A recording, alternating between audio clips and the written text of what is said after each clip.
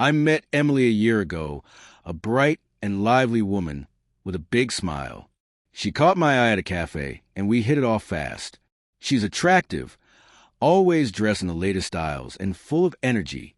But soon, I noticed something, her love for shopping. It wasn't just a hobby, it was like a need. Every weekend, she'd drag me to malls, filling bags with clothes, shoes, and shiny trinkets. She'd see something sparkly or even plain and say, "I need this." Her eyes lighting up. I watched her spend hundreds in one trip, and it shocked me at first. I thought, maybe she'll calm down and let it slide, figuring it was just her way. I'm not a poor guy. I own a small business, a local store that does well, and money isn't tight. At first, I didn't mind her spending. I'd hand her cash or let her use my card, saying, "Get what you want." She'd grin, thanking me, and I felt good providing. Some friends called me soft, even cheap for letting her spend so much. But I brushed it off. She'd come home with bags, dresses, jewelry, even random decor, and I'd nod, thinking it made her happy. The house filled with her stuff, closets overflowing, and I started wondering how deep this habit ran. One day, she spent $1,000 on a handbag, and I joked, "That's more than my truck." She laughed, but I felt a twinge. Her shopping trips grew longer. She'd leave Saturday morning saying, "I'll be back by dinner," but return late, bags in hand. I'd ask, "Where were you?" And she'd say, "Just the mall, got lost in deals." The receipts piled up, clothes, accessories, even things she never wore, and I started tracking them. She'd buy 5 outfits, wear one, and leave the rest. I thought about setting limits, but she'd pout. "You want me to look good, right?" And I'd give in. The money wasn't the issue. I could cover it. But the pattern bothered me. My business was steady, profits up, and I had savings, yet her spending felt endless. I started keeping a notebook, jotting down amounts, and it hit me. She could drain me if it kept going. I tried talking to her. One evening, over takeout pizza, I said, "Emily, maybe he's up on shopping?" She frowned. "It's my thing. You said it's fine." I nodded. "It is, but it's a lot." She smiled, kissing my cheek. "I'll try." But the next day, she came home with more bags. I sighed, putting them away, and wondered if she cared about me or just my wallet. My friends noticed too. Tom, my store manager, said, "She's using you," and I laughed it off. But deep down, I started doubting. The house felt like a showroom, her stuff everywhere, and I worked late to keep up. I'd sit with my books, counting earnings, thinking she might outspend my business one day. It was a quiet worry, growing each week. Her habits changed the routine. We used to watch movies or cook together, but now she'd shop alone, texting me updates. "Got a great deal." I'd reply, nice, but felt distant. She'd model new clothes, asking, "What do you think?" And I'd say, "Looks good," though I barely noticed. The bank statement showed charges daily, stores, online sites, even delivery fees, and I started hiding my concern. One night, she bought a couch we didn't need, and I moved it myself, grumbling. She said, "It's for us," but I knew it was hers. My business thrived. Customers liked my prices, but her spending loomed large. I lay awake, calculating, and decided to watch closer, unsure where it would lead. The next week, she planned a big shopping day. "Going to the city?" she said, packing a bag, and I nodded, "Have fun." She left early, and I stayed, managing the store. Tom helped with inventory, and I told him, "She's out again." He shrugged, "Same old." I checked my accounts, seeing a withdrawal, and sighed. The house was quiet without her, just the hum of the fridge. I cleaned up her latest purchases, scarves, hats, a lamp, and stacked them in the spare room. My business phone rang, a new order, and I answered, pushing her spending out of mind. But the doubt lingered, and I knew something had to change. I drove home late, the streets dark, and found more bags by the door. Emily was asleep, a new necklace on, and I counted the tags. Over $500. I sat on the couch, her new purchase, and thought about my life. The business was mine, built from scratch, and I worked hard for it. She enjoyed the fruits, but I wondered if she saw me beyond that. My friends teased, "She's got you wrapped," and I laughed, but it stung. I opened a beer, looking at the pile, and decided to dig deeper. The next day, I'd check her habits more, maybe talk to Tom. The worry grew, but I kept it inside, driving to work, the truck rumbling, ready for whatever came next. I'm not a poor man. I own a small store that brings in good money, and I built up savings over the years. My business sells tools and hardware, and it's been steady, with customers coming back and profits growing. When I met Emily, her shopping didn't worry me at first. I figured I could handle it, so I let her spend. I'd give her cash, sometimes hundreds at a time, and she'd smile, saying, "You're the best." I watched her load up on clothes, shoes, and random stuff, and I didn't blink. The first month, she dropped $1,000 on a wardrobe overhaul, and I just nodded, thinking, she deserves it. My bank account could take it, and I wanted her happy. I started giving her my card, telling her, "Use it when you need." She'd go to the mall, come back with bags, and show me her finds, dresses, hats, even a fancy clock. I'd say, "Looks nice," and put the receipts away. One week, she spent $2,000 on jewelry, and I raised an eyebrow but didn't stop her. My store was doing well. Tom, my manager, handled inventory, and we hit a sales record. I thought, why not let her enjoy? I'd sit at my desk, counting earnings, and give her more when she asked. She'd hug me. "Thanks, you're so good to me." And I felt okay with it, the house filled with her things. But I ignored the clutter. Sometimes I wondered about her motives. After a big shopping trip, she'd say, "I got this for us," holding up a vase, but it ended up in her room. I'd laugh. Sure, but started doubting. One night, over dinner, takeout burgers, she spent $500 on a purse, and I asked, "Do you need all this?" She pouted, "It makes me feel good," and I dropped it. My business paid for it, and I had a safe with extra cash, so I let it go. Tom noticed too, saying, "She's spending a lot," and I shrugged, "It's fine." I drive to work, the truck loaded with supplies, and think about her trips. The money kept flowing, and I closed my eyes to the cost.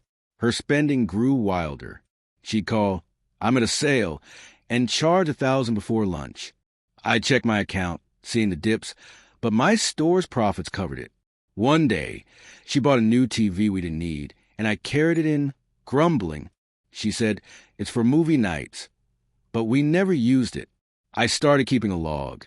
3,000 one week for the next, and it hit me she could outpace my earnings. I'd sit with my books, calculator running, and wonder if she loved me or my money. My friends joke, "She's got you hooked," and I laughed, but it stung. I gave her more cash, saying, "Here, enjoy," but the doubt grew. I tried to talk again. One evening, after she spent on a coat, I said, "Maybe cut back a little?" She frowned. "You said it's okay." And I nodded. "You're right." She smiled. "I'll be careful." But the next day, bags piled up again. I stacked them in the spare room, the space shrinking, and sighed. My business thrived, new customers, big orders. But her spending loomed. I'd work late, balancing accounts, and give her a card refill. One night, she bought furniture, and I assembled it alone, tired. She said, "It's our home now," but I felt used.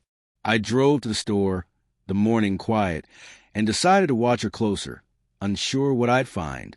The house changed with her stuff. Curtains, rugs, lamps, every room had her mark. I'd come home, tripping over boxes, and she'd say, "Surprise!" I'd force a smile, "Great," but my mind raced. My business phone rang, orders coming in, and I answered, pushing worries aside. Tom helped unload a delivery, saying, "She's still shopping?" And I nodded, "Yeah." I checked my safe, counting bills, and gave her more, thinking, it's just money. But the pile grew, and I started feeling trapped. One afternoon, she spent $2,000 on art, and I hung it silent. I sat with a beer, looking at the chaos, and knew I couldn't ignore it forever. Her trips got longer. She'd leave at dawn, saying, "Big sale today," and return at night, exhausted. I'd ask, "Good day?" and she'd say, "Amazing finds," showing bags. The receipts showed restaurants too, and I wondered who she met. My store kept me busy, Tom handled a rush, and I stayed late, checking numbers. She'd text, need more, and I'd send it, close my eyes again. One evening, she bought a car accessory we didn't own a car for, and I laughed. "What's this?" She said, "For later," but I saw through it. The money flowed, my business held, but I felt a shift, a need to dig deeper. I talked to Tom about it. At the store unloading boxes, I said, "She's spending too much." He nodded. "I've seen it." I asked, "Think she's hiding something?" And he shrugged. "Maybe." I drove home, the truck rumbling, and found more bags. 3,000 worth. Emily grinned. "Look at this." And I said, "Nice," but my stomach turned. My business was solid. Profits up, staff happy, but her habits drained me. I sat with my ledger, calculating, and gave her cash again, saying, "Here." She hugged me. "You're amazing," but I felt hollow. The next day, I watched her leave, determined to figure out the truth. I started noticing changes in Emily over the next few weeks. Her shopping trips were still frequent, bags piling up, but something else felt off. She'd come home late, saying the mall was busy, her hands full of packages. I'd ask, "Long day?" and she'd nod, avoiding my eyes. One afternoon, she said, "I'm going to the garden for a walk," which was new. She never cared about the yard before. I watched from a window, seeing her linger near the back, phone in hand. It bugged me, but I didn't push, thinking she needed space. My store kept me busy, and I let it slide, stacking her new buys in the spare room. Her phone became a mystery. She'd hide it when I walked in, slipping it into her pocket or under a cushion. One evening, we ate takeout chicken, and it buzzed on the table. She grabbed it fast, saying, "Just a friend," and stepped outside. I heard her laugh, a sound I hadn't heard with me lately, and it hit me something was up. I asked who was that, and she said, "Oh, just a shopping buddy," her smile tight. I nodded, but my gut twisted. My business was doing fine. Tom handled a big order, and I focused on work, but her secrecy grew. I'd come home, find her texting, and she'd stop, changing the subject. Her stories didn't add up. She'd say, "I was at the outlet all day," but her shoes were clean, no dust from the old stores. One day, she claimed a sale kept her late, yet her bags had new tags, not discounted ones. I asked, "Where'd you go?" And she said, "Around," her voice sharp. I let it go, putting away a new lamp she bought, but I started watching. My store thrived. Customers liked my deals, and I worked late, checking inventory with Tom. He said, "She's acting weird," and I agreed, keeping it to myself. The house felt different, her stuff everywhere, and I wondered what she hid. I caught small eyes. One morning she said, "I'm meeting a friend for lunch," but came back with shopping bags, no food smell. I asked, "How was lunch?" and she said, "Oh." We shopped after, her laugh forced. Another time, she left early, saying, "Hair appointment," but her hair looked the same. I checked the calendar. No booking. My business phone rang, orders coming in, and I answered, pushing doubts aside. Tom helped unload supplies, saying, "Keep an eye on her," and I nodded. I'd sit with my ledger, counting profits, and think about her moves. The money kept flowing, but her behavior raised flags. Her distance grew. We used to talk over dinner, but now she'd eat fast, excusing herself. I'd say, "Want to watch a movie?" And she'd say, "I'm tired," heading to her phone. One night, I heard her whisper outside, "See you tomorrow," and hang up quick. I asked, "Who was that?" And she said, "Work call," her eyes dodging mine. My store was busy, Tom managed a rush, and I stayed late, balancing books. She'd come home, bags in hand, and I'd stack them, silent. The garden walks increased, and I saw her pace, talking low. I drove to work, the truck steady, and decided to dig deeper, my trust fading. I talked to Tom about it. At the store, unloading boxes, I said, "She's hiding something." He nodded. "I've noticed." I asked, "Think it's more than shopping?" And he said, "Could be." I drove home, the road dark, and found her gone again, and note, "Back soon." I waited, checking her bags, new shoes, a scarf, and sighed. My business held strong. Profits up, staff solid, but her actions worried me. I sat with a soda, looking at the mess, and planned to watch her next move. The house felt cold, her presence distant, and I knew I couldn't ignore it. The next day, I checked further, ready for the truth. Her excuses piled up. She said, I met a designer, but the clothes were from a regular store. I asked, where's the design? And she said, custom order, her tone off. Another time, she claimed a sale, but the receipt showed a restaurant charge. I put it in my notebook, adding details, and felt uneasy. My store kept me grounded. Tom handled the delivery, and I worked late, counting cash. She'd text, running late, and I'd reply, okay, but my mind raced. One evening, she brought home a jacket, saying, gift from friend, and I nodded, storing it. I lay awake, the clock ticking, and decided to confront her, my patience thinning. I decided to find out what Emily was hiding, and the next day brought answers. At the store, Tom, my manager, pulled me aside while we unpacked a delivery of hammers. He lowered his voice, saying, I heard something about your place. I stopped, a box in hand, and asked, what? He hesitated, then said, the gardener's been around a lot, more than usual. My stomach dropped. I'd hired a guy, Jake, to trim a yard, but he'd been there too often. I thanked Tom, my mind racing, and drove home early, determined to check. The store was busy, customers browsing, but I left Tom in charge, my focus shifting. I set up a plan. At home, I checked the security cameras I'd installed for the business, covering the yard too. I sat at my desk, scrolling through footage, the screen flickering.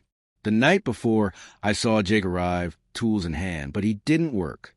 Emily met him near the shed, laughing, her phone out. They talked close, and she handed him something. Cash, maybe. I rewound, watching days back. Same thing, regular meets. My hand shook, and I saved the clips. The house felt cold, her shopping bags mocking me from the corner. I called Tom. You were right. And he said, sorry, man. I confronted the evidence. The next morning, I reviewed more tapes while eating cereal. Jake showed up 3 times last week, always when I was at the store. Emily greeted him. No gardening done, just chatting by the roses. One clip showed her touch his arm, and I froze.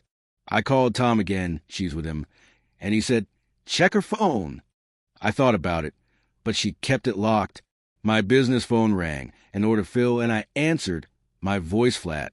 The store ran smooth. Tom handled a rush, but my mind was on Emily. I drove home, the truck quiet, and found her gone again, a note. Shopping trip. I talked to a neighbor. That afternoon, I knocked on Mrs. Hill's door, an older woman who watched the street. She said, Jake's been here a lot, odd for a gardener. I asked, notice anything? And she nodded. Emily meets him, stays out back. My chest tightened, and I thanked her, walking home. The yard looked neat, but the shed door was ajar. I checked inside, his gloves, her scarf. My store thrived, profits up, staff solid, but this betrayal stung. I sat on the porch, the air still, and planned my next move. The cameras kept rolling, and I knew the truth. I watched her return.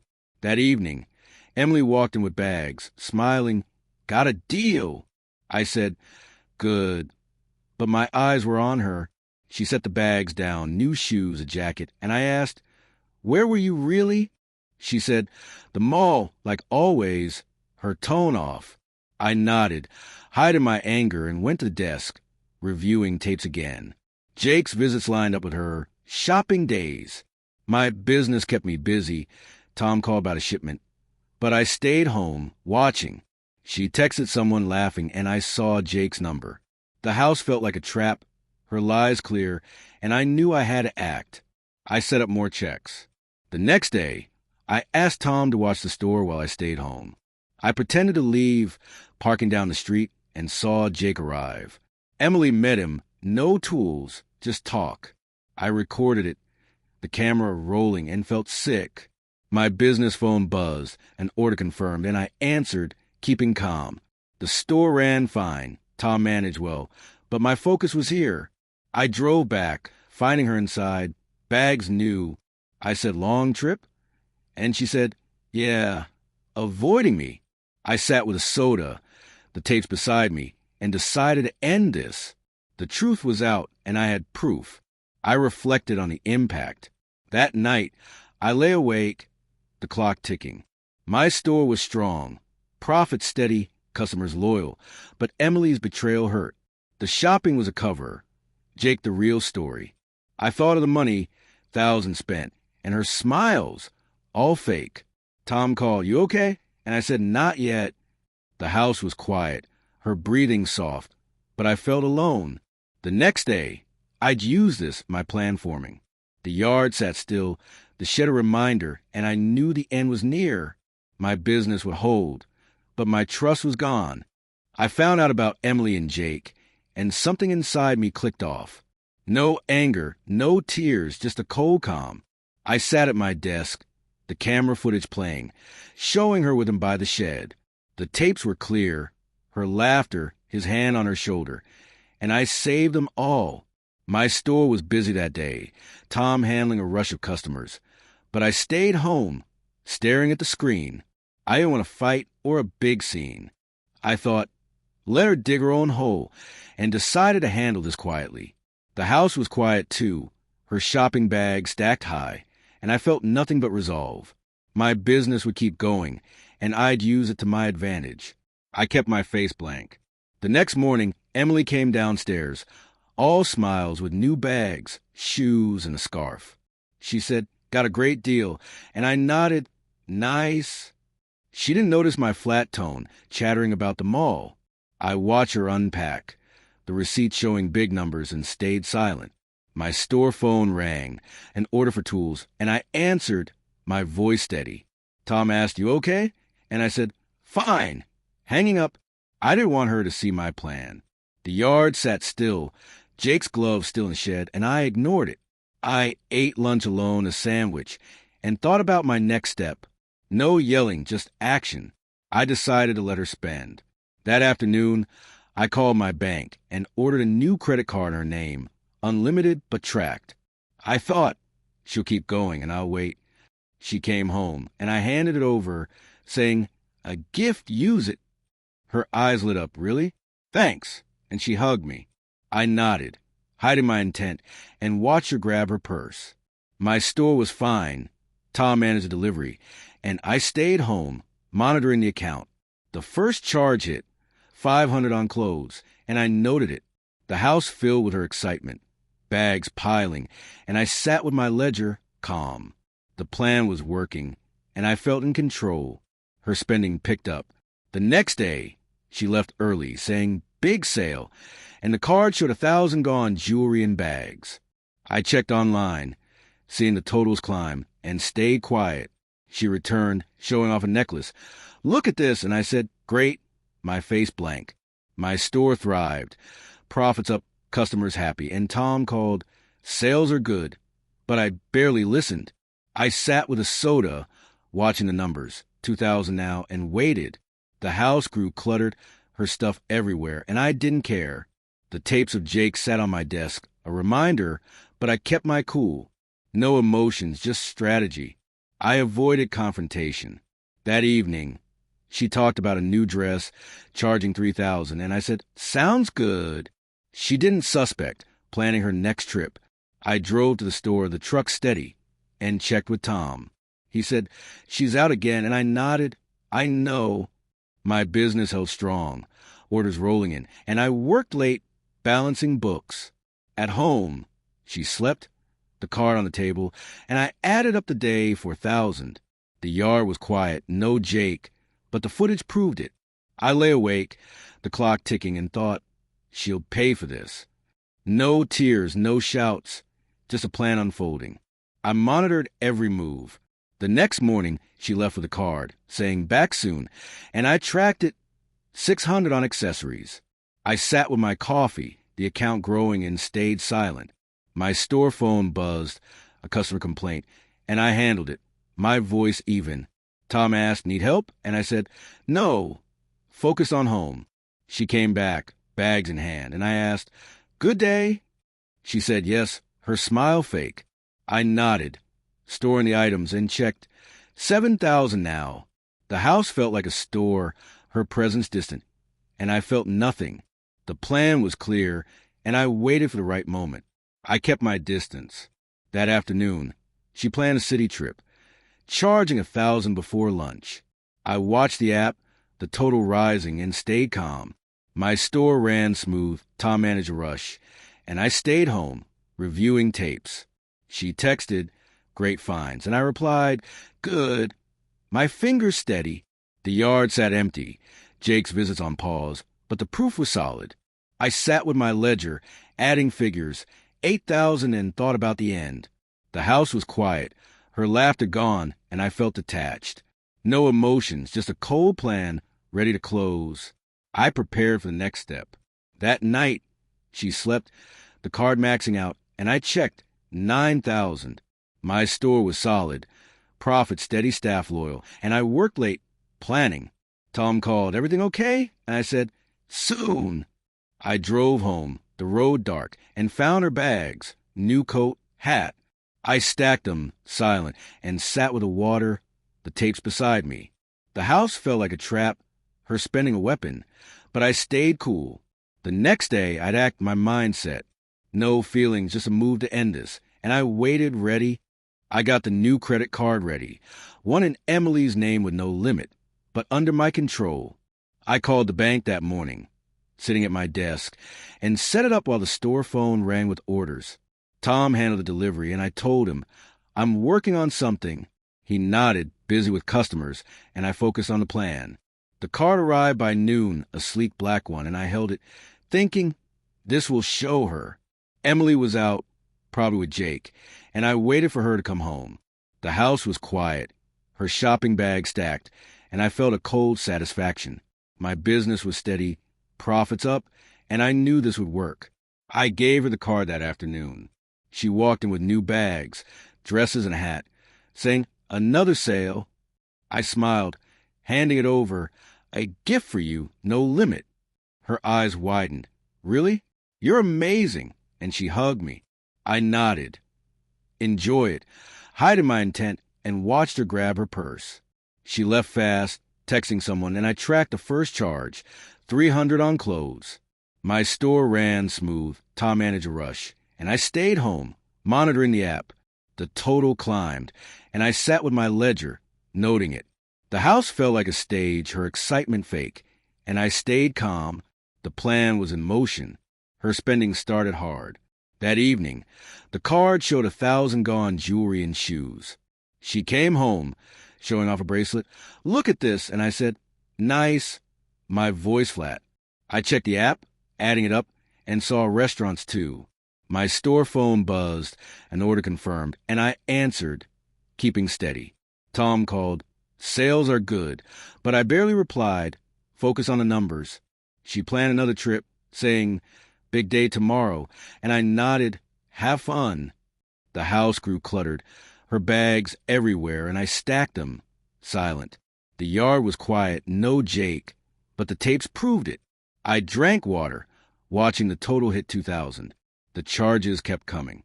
The next day, she left early, and the app showed 500 on bags, then 800 on decor. I sat with my coffee, tracking it, and stayed quiet. My store thrived, Tom handled the shipment, and I worked late, balancing books. She returned, showing a lamp, "For us," and I said, "Good," storing it. The total reached 3,000, and I noted it in my ledger. The house felt like a store, her presence distant, and I felt detached. My business phone rang, a customer query, and I answered, my tone even. She texted, "More deals," and I replied, "Great." My plan holding. I kept the act up. That afternoon, she charged 2,000 on furniture, and I carried it in, grumbling. She said, "It's for the living room," but I knew it was hers. My store ran fine. Tom managed well, and I stayed home, watching the app. The total hit 5,000, and I sat with a soda, the numbers growing. She came home, bags in hand, and I asked, "Good day?" She said, Yes, her smile off. I nodded, putting the items away, and checked. 6,000 now. The house was a mess, her spending a game, and I stayed cool. The yard sat still. Jake's visits paused, but the proof was solid. I monitored every move. The next morning, she left with a card saying city trip, and I tracked it. 700 on accessories. I sat with my lunch, a sandwich, the account climbing, and stayed silent. My store phone buzzed, an order fill, and I handled it, my voice steady. Tom asked, "Need anything?" And I said, "No." Focused on home. She came back, more bags, and I asked, "Busy?" She said, "Yeah." Avoiding me, I stacked the items, checking. 8,000 now. The house felt like a trap, her habits clear, and I felt in control. The plan was working, and I waited. I reviewed the progress. That evening, she charged 1,000 on a coat, and I added it up. 9,000. My store was solid. Profit steady, staff loyal, and I worked late, planning. Tom called, "Everything okay?" And I said, "Soon." I drove home, the road dark, and found her asleep, the card on the table. I checked the app, the total near 10,000, and sat with the water, the tapes beside me. The house was quiet, her breathing soft, but I felt detached. The next day, I'd watch closer, my strategy firm. No rush, just a move to end this, and I stayed calm. I decided to let Emily's spending run wild, watching the credit card total climb. That morning, I sat at my desk with coffee, the app open, showing 9,000 from the day before. She left early, saying, "Big shopping day," and I nodded, "Have fun." The house was quiet, her bag stacked high, and I felt a cold focus. My store was busy. Tom handled a rush of customers, and I stayed home, tracking every charge. The first hit came, 600 on clothes, and I noted it. The plan was simple. Let her dig deeper, and I'd wait. The yard sat still, no Jake, but the tape stayed on my mind. I stayed calm, ready for the number to grow. Her spending picked up fast. By noon, the app showed 1,000 gone jewelry and shoes. I checked the details, seeing a fancy store, and stayed silent. My store phone rang, an order for tools, and I answered, my voice steady. Tom called, "Sales are up," but I barely replied, focus on the screen. She texted, "Got a deal," and I said, "Good." My fingers calm. The total hit 11,000, and I wrote it down. The house felt like a warehouse, her absence loud, and I stacked new bags she'd left, coats and hats. My business thrived, profit steady, and I worked late, balancing books. The wait continued, and I felt in control. The charges kept rolling. That afternoon, she charged 2,000 on furniture, and I saw the delivery truck pull up. I carried it in a table, and she said, "For the dining room," her smile off. I said, "Nice," putting aside and checked the app, 13,000 now. My store ran smooth. Tom managed shipment, and I stayed home, watching. She planned another trip, saying more sales, and I nodded, "Go ahead." The total climbed to 15,000, and I noted it in my ledger. The house grew cluttered, her stuff everywhere, and I felt detached. The yard was quiet. Jake's visits paused, but the proof was solid. I drank water, tracking the numbers. She didn't stop. The next day, she left with a card, and the app showed 800 on decor, then 1,200 on bags. I sat with my lunch, a sandwich, the account rising, and stayed quiet. My store phone buzzed, a customer query, and I handled it, my tone even. Tom asked, "Need help?" And I said, "No. Focus on home." She came back, more bags, and I asked, "Busy?" She said, "Yeah." Avoiding me, I stacked the items, checking. 18,000 now. The house felt like a trap, her spending a game, and I stayed cool. My business held strong, orders rolling in, and I worked late, planning. I watched the total grow. That evening, she charged 1,000 on a coat, and I added it up, 19,000. My store was solid, profits up, staff loyal, and I stayed home monitoring. Tom called, "Everything okay?" And I said, "Soon." I drove to the store, the truck steady, and checked with Tom. He said, "She's out again," and I nodded, "I know." The app hit 20,000, and I sat with a soda, the numbers clear. She came home, bags in hand, and I asked, "Good day?" She said, "Yes," her smile fake. I nodded, storing the items, and waited. The house was quiet, her breathing soft, but I felt ready. I set a target. The next morning, she left, saying, "City trip," and I tracked it, 900 on accessories. I sat with my coffee, the total at 21,000, and stayed silent. My store phone rang, an order confirmed, and I answered, my voice flat. Tom asked, "What's up?" And I said, "Watching something." She returned more bags, and I asked, "Long day?" She said, "Yeah," her eyes dodging. I stacked the items, checking, 22,000 now. The house felt cold, her habits exposed, and I felt in charge. The plan was nearing its end, and I waited for the right moment. I reviewed the progress. That afternoon, she charged 1,500 on a sofa, and I added it, 23,000. My store ran fine. Tom managed well, and I stayed home, watching the app. The total hit 25,000, and I noted it in my ledger.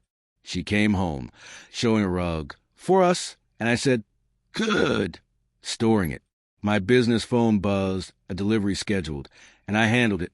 My tone even. The yard sat empty, Jake's visits on hold, but the tapes were ready. I sat with the water, the numbers growing, and thought, almost there. The house was a mess, her spending a tool, and I stayed patient. I prepared for the next move. That night, she slept, the card on the table, and I checked. 26,000. My store was strong, profit steady, staff solid, and I worked late, planning. Tom called, "You good?" And I said, "Yes." I drove home, the road dark, and found her bags, new lamp, shoes. I stacked them, silent, and sat with the app, the total at 27,000. The house felt like a game board, her action predictable, and I stayed cool. The next day, I'd act my strategy firm. No rush, just to wait for the peak, and I felt ready. I waited until the credit card total hit 27,000, then made my move. That morning, I sat with my coffee, the app showing the latest charge, 800 on bags. Emily was out, saying, "Big sale today," and I nodded, "Take your time." The house was a mess, her stuff everywhere, and I felt ready. I called the bank, my voice steady, and blocked the card, cutting off her spending. My store was busy. Tom handled a rush, and I stayed home, packing her things. The plan was set, and I stayed calm. The yard sat quiet, no Jake, but the tapes were ready. I worked fast, filling boxes with her clothes and decor. I changed the locks. That afternoon, I called a locksmith, a guy I knew from the store, and he came over. He worked on the front door, tools clanking, while I carried boxes to porch. Emily's shoes, jackets, and lamps went out, stacked high. My store phone rang, an order confirmed, and I answered, keeping cool. Tom asked, "What's happening?" And I said, "Fixing things." Hanging up, the locksmith finished, handed me new keys, and I tested the door. The house felt empty, her presence gone, and I sat with my ledger, noting the total. The yard was still, the shed a reminder, and I felt in charge. I sent her a message. That evening, I typed on my phone, "Card blocked. You're debt now. Boxes are outside." I hit send, my hand steady, and waited. My store ran smooth. Tom managed delivery, and I stayed home, watching the door. She called back fast. "What's this?" "Why?" And I said, "You know why," my tone flat. She yelled, "You can't do this." But I hung up, turning off the phone. The boxes sat on the porch. Rain starting, and I brought them under the awning. My business thrived. Profits up, and I worked late, balancing books. The house was quiet, her voice gone, and I felt relief. She showed up. The next morning, Emily banged on the door, shouting, "Let me in." I opened it, standing firm, and she said, "This is crazy. Unblock the card." I shook my head. "It's your debt. Take the boxes." She cried, "I didn't know." But I pointed to tapes, checked the cameras. My store phone buzzed, a customer query, and I answered, my voice even. Tom called, "You okay?" And I said, "Yes." Focus on her. She grabbed a bag, glaring, and left, her car speeding off. The house felt lighter, her stuff gone, and I locked the door. The yard was empty, Jake's visits over, and I stayed calm. I secured the plan. That afternoon, I checked the bank, the card locked, and the debt hers. My store ran fine. Tom handled a rush, and I drove there, the truck steady. Tom said she's gone, and I nodded for now. I worked late, counting profits, and felt solid. At home, I cleaned up her scarf, a lamp, and threw them out.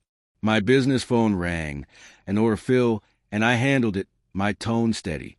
She texted, "You'll pay for this," and I ignored it, blocking her number. The house was mine again, the clutter gone, and I sat with a soda, the tapes beside me. The yard sat still, the plan complete. I reflected on the move. The next day, I walked the house, no bags, no noise. My store was strong, customers loyal, and I worked with Tom, unpacking supplies. He said, "Smart play," and I nodded, had to. Emily didn't return, her car absent, and I checked the porch. Boxes gone. My business phone buzzed, a delivery scheduled, and I confirmed it, my voice flat. The debt was hers, over $27,000, and I felt free. I sat with my coffee, the quiet good, and thought about the end. The yard was neat, no Jake, and I knew it worked. The house was mine, the betrayal over, and I stayed cool. I tied up loose ends. That evening, I called the bank again, ensuring the block held. My store ran smooth, profit steady, and I stayed home, reviewing tapes. Tom asked, "All done?" And I said, "Yes." I deleted her number, the messages gone, and locked the shed. The house felt clean, her stuff out, and I worked late, balancing books. My business phone rang, a customer praised, and I answered, my tone even. She didn't call, the silence thick, and I sat with the water, the plan solid. The yard was empty, the debt hers, and I felt at peace. The next day, I'd move on, my mind clear. After I blocked the card and sent Emily the message, her reaction hit fast. That afternoon, my phone buzzed with calls, her number flashing. She yelled, "What did you do? Unblock it." And I stayed silent, letting her vent. The house was quiet, her boxes still on the porch, and I felt steady. My store was busy. Tom handled a rush, and I stayed home, ignoring the ringing. She left voicemails. "This is a mistake. Call me." But I didn't. The total was $27,000, her debt now, and I sat with my coffee, watching the screen. The yard sat empty, no Jake, and I kept my cool. Her panic was starting. She showed up again. That evening, Emily banged on the door, shouting, "Let me explain." I opened it, standing firm, and she said, "I didn't know it was a loan." Her eyes were red, hands shaking. I said, "You spent it, it's yours." And she cried, "I can't pay this." I pointed to the boxes, "Take your things," and she grabbed a bag, sobbing. My store phone rang, an order confirmed, and I answered, my voice even. Tom called, "She's there?" And I said, "Yeah," hanging up. The house felt lighter, her presence weak, and I locked the door. The yard was still, the plan holding, and I stayed calm. Her calls kept coming. The next morning she texted, "Please, let's talk," and called again, "This isn't fair." I turned off the phone, sitting with my ledger, the debt clear. My store ran smooth. Tom managed delivery, and I drove there, the truck steady. Tom said, "She's desperate," and I nodded, "Good." She sent messages, "I'll pay back, give me time," but I ignored them, focusing on work. The store thrived, profits up, and I worked late, balancing books. At home, I checked the porch, boxes untouched, and sat with a soda, her voice in my head. The yard was quiet, Jake gone, and I felt in control. She tried threats. That afternoon, she called from a new number. "I'll tell people about you," and I said, "Go ahead." Hanging up, my store phone buzzed, a customer query, and I handled it, my tone flat. Tom asked, "She's pushing?" And I said, "Yes, staying cool." She texted, You'll regret this, but I blocked that number too. My store ran fine. Tom managed well. And I stayed home, reviewing tapes. The total was hers, over $27,000, and I felt solid. The house was clean, her stuff out, and I sat with the water, the silence good. The yard sat still, the end near, and I waited. Her pleas grew weaker. The next day, she left a voicemail, "I'm sorry, help me," and I deleted it, my mindset. My store was busy. Tom handled a rush, and I worked late, counting profits. She showed up again, knocking. "Just listen," and I opened the door. She said, "I didn't mean it," tears falling, but I said, "It's done," pointing to the boxes. My store phone rang, an order filled, and I answered, my voice steady. Tom called, "She's back?" And I said, "Last time." She left, taking a box, and I locked up. The house felt free, her panic fading, and I stayed calm. I held my ground. That evening she texted, "I'll sue you," and I ignored it, blocking her again. My store ran smooth, profit steady, and I drove home, the road dark. Tom said, "She's done," and I agreed, almost. I checked the porch, most boxes gone, and sat with my coffee, the debt hers. My business phone buzzed, a delivery scheduled, and I confirmed it, my tone even. She didn't call, the silence thick, and I felt relief. The yard was empty, Jake's visits over, and I knew it was ending. The house was mine, her panic a memory, and I stayed cool. I reflected on her reaction. The next morning, I walked the house, no knocks, no calls. My store was strong, customers loyal, and I worked with Tom, unpacking supplies. He said, "She's quiet," and I nodded, "Good." My business phone rang, a customer praise, and I answered, my voice flat. The debt was hers, over $27,000, and I felt free. I sat with a sandwich, the quiet nice, and thought about the end. The yard was neat, no trace of her, and I knew it worked. The house was clean, her panic gone, and I prepared for the next step. Emily stopped coming around after her last visit, and the house felt different. That morning, I walked in, the porch empty, her boxes gone. My store was busy, Tom handled a rush, and I drove there, the truck steady. The debt was hers, over $27,000, and I felt free. Tom said, "She's out of the picture," and I nodded, "Good." The yard was neat, no trace of Jake, and I sat with my coffee, the quiet nice. My business thrived. Profits up, and I worked late, balancing books. The house was mine again, no bags, no noise, and I started to move on. The lesson was clear, and I felt at peace. I got back to normal. That afternoon, I cleaned up her scarf, a lamp, and threw them out. My store ran smooth. Tom managed delivery, and I unpacked supplies with him. He said, "Glad it's over," and I agreed. Me too. The store phone rang, an order confirmed, and I answered, my voice steady. At home, I opened the windows, the air fresh, and sat with my ledger, counting profits. The debt was her problem, and I checked the bank. Card still blocked. The yard sat still, the shed locked, and I felt solid. My business held strong, customers loyal, and I worked late, planning ahead. The house was clean, her memory fading. I reflected on the past.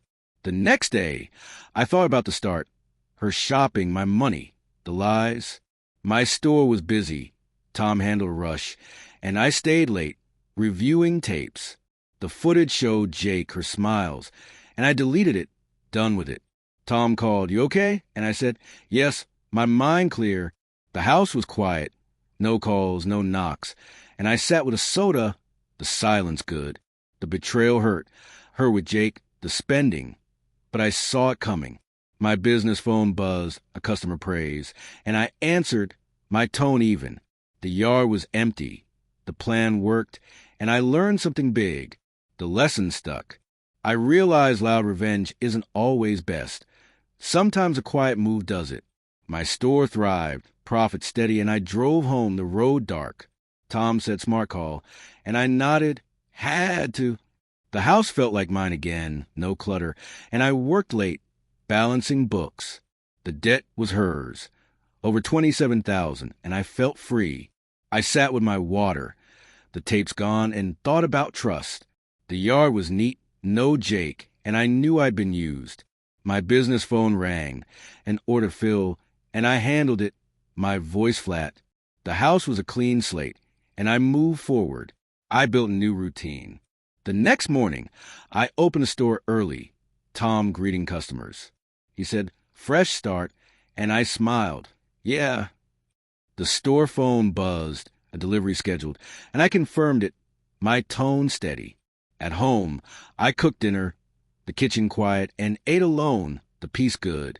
My business held strong, orders rolling in, and I worked late, counting cash. The yard sat still, the past behind, and I felt in control. She didn't call, the debt hers, and I checked the bank. Still locked. The house was clean, no trace of her, and I sat with a sandwich. The lesson clear. I thought about the future. That evening, I planned store upgrades, new tools to sell.